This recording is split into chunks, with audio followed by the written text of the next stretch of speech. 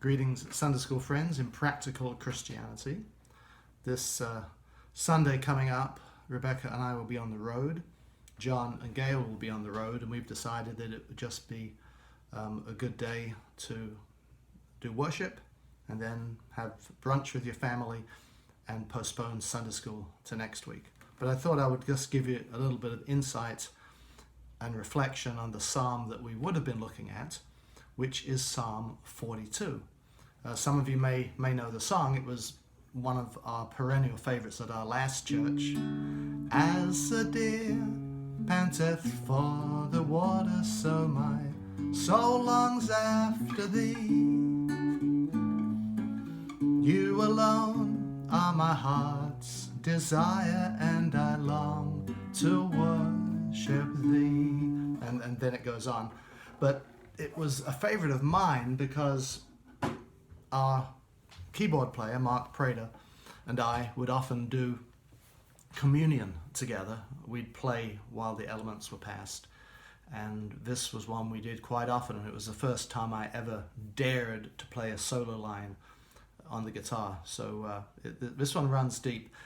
And it's a psalm which talks about our deep longing for an experience of God, or for a continued experience with God. And I love the image that is portrayed there. He goes on to say that my tears, God, have been my food day and night, while people say to me continually, where is your God?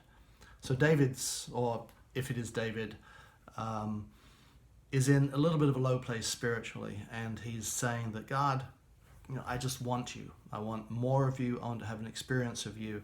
And from my point of view, God always honors those requests. And quite often, the biggest step towards a deeper spiritual experience is just to set some time aside to spend with God and say, hey, God, just like that thirsty deer, I want to drink from the wells of living water. And that honest desire and approach with sincerity. Sometimes I think that we're a little too cerebral in our approach to God. And this psalm reminds me that God calls to the depths, which is something which comes up later in that psalm too. In verse 7, deep calls to deep at the thunder of your cataracts. Cataracts are underwater rivers, really, I guess like a current or a Gulf Stream would be a cataract. And it's talking about God speaking to the very deep places of our hearts. And it's kind of my experience, especially with you as a Sunday school class, that when you share your deep experiences of God, that it resonates with me, and I'm able to have deeper experiences of God too. Deep calls to deep. Yet my desire, my yearning calls to yours, and vice versa. One of my friends recently told me that they thought this was a depressing psalm, but I don't think so. I think it's a psalm in which David is just really, or whoever wrote this psalm, is just really getting in touch with their need for God. And I think we need to be there. That's a place where we need to find ourselves and place ourselves. Verse 4, these things I remember as I pour out my soul, how I went with the throng and led them in procession to the house of God, and glad shouts of thanksgiving, and a multitude keeping festival. And I got to tell you that I remember that. It's getting to be a little bit of a distant past, 12, 13 weeks or more ago, since we went in a glad procession into the house of God. I got an inkling of that yesterday afternoon at Polly's memorial service.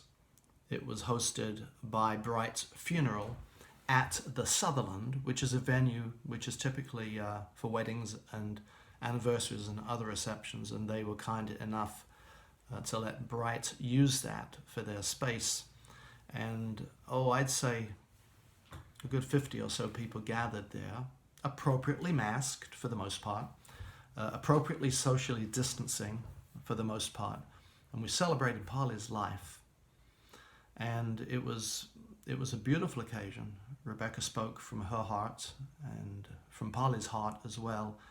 And she was able to use Polly's testimony from the last time she was able to be with us present. It will be 4 weeks ago this coming Sunday in a Zoom call in which we were talking about the 23rd Psalm, and she just poured her heart out, and John Ackerman was able to find the recording of that, and Rebecca could listen to it, and Polly could speak that way through Rebecca's voice at her own memorial service. And talk about deep calling to deep.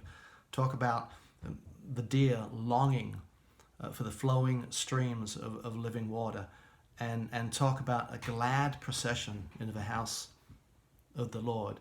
As in all great memorial services, it was both joyful and deeply sad and heartrending at the same time. But at the end, here's the point I was kind of getting to.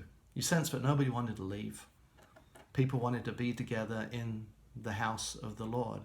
And so these things I remember as we pour out our soul.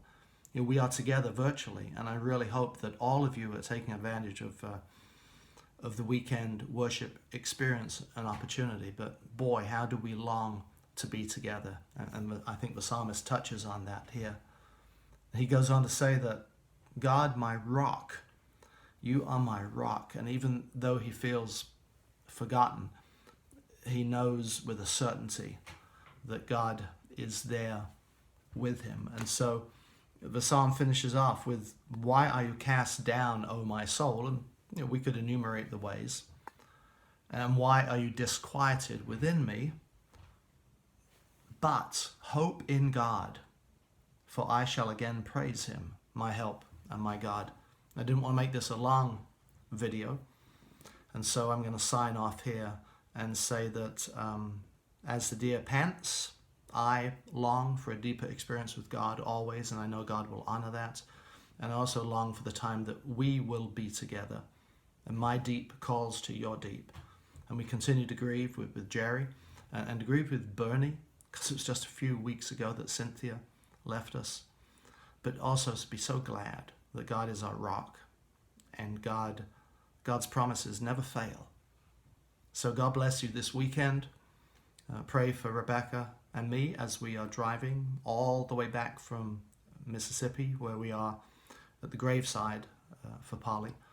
And continue to pray for all those who feel overwhelmed by both the COVID-19 situation and the lockdowns, and also the protests, the legitimate protests against injustice, but also those who have lost control or are agitating or trying to cause trouble. Pray for them that their souls will find peace, and that God can lead us into a brighter future as we are willing to confront our shortcomings and know how we need to grow as individuals, as a church family, and as a nation. So God bless you all, and I'll sign off now, and I'll talk to you soon. Goodbye.